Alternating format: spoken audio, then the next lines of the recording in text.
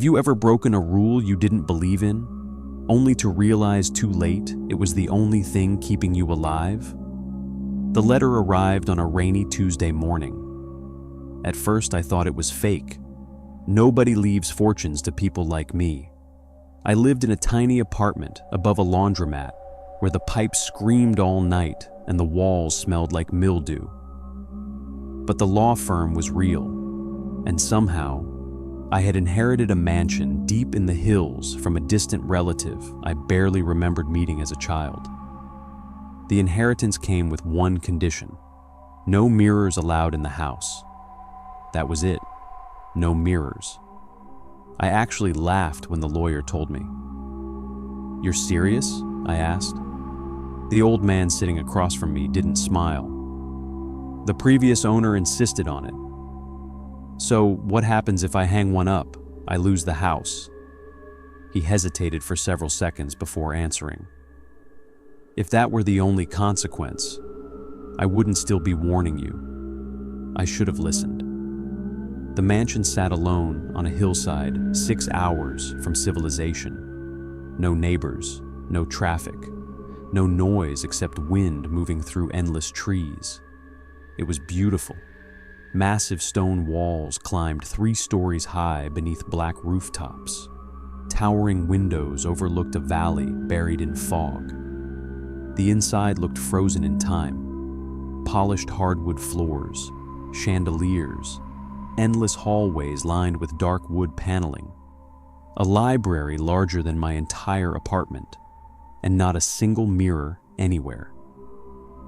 At first, I barely noticed. Then it started bothering me. You don't realize how often you look at yourself until you suddenly can't. Brushing your teeth felt strange. Getting dressed felt strange. Even walking past windows at night felt wrong.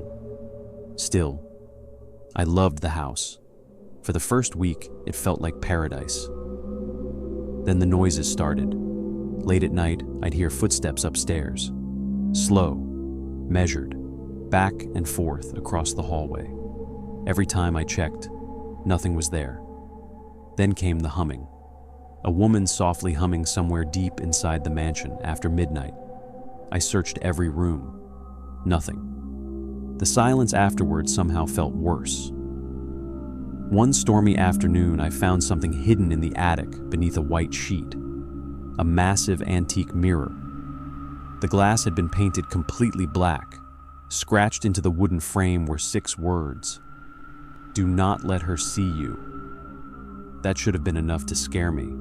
Instead, I convinced myself the previous owner had simply gone insane from isolation. So I uncovered the mirror.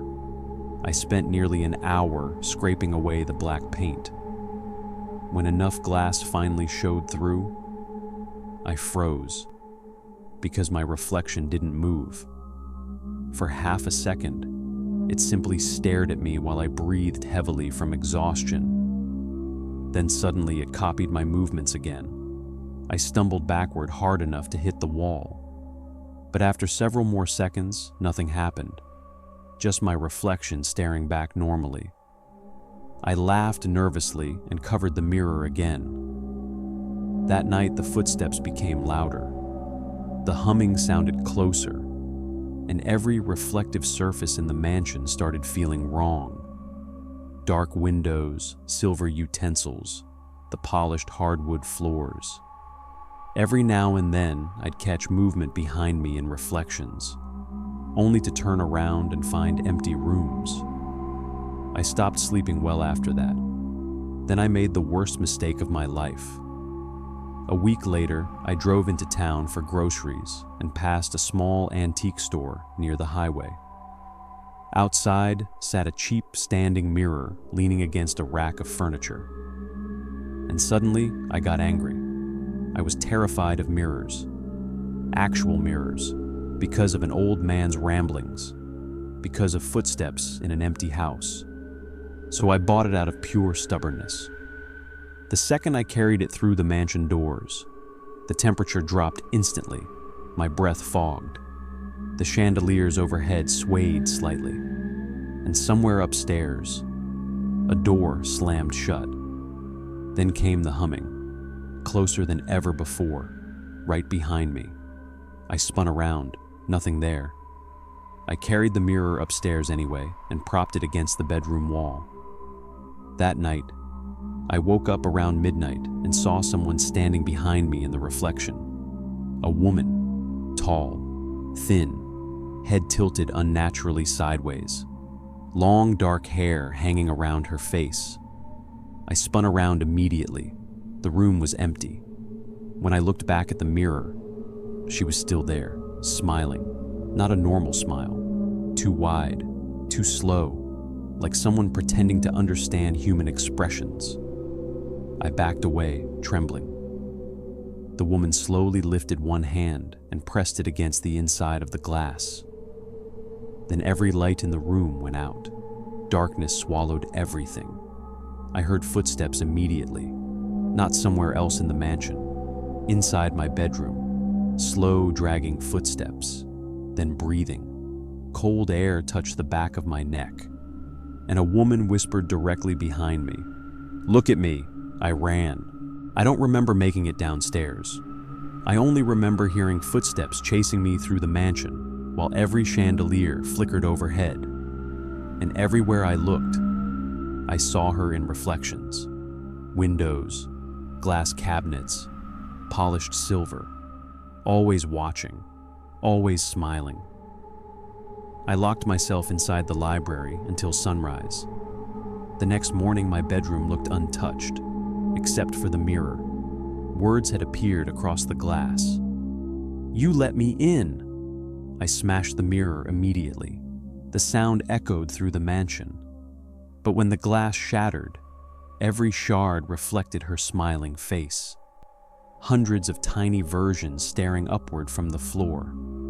Then all of them whispered together, "Don't leave me alone again." I ran outside and stayed gone all day. By sunset, I'd nearly convinced myself I was losing my mind, until I came home. The front door stood open. Every light inside the mansion was on, and through an upstairs window, I saw someone hanging upside down from the ceiling staring at me, smiling. I should have left forever right then. Instead, I went back inside.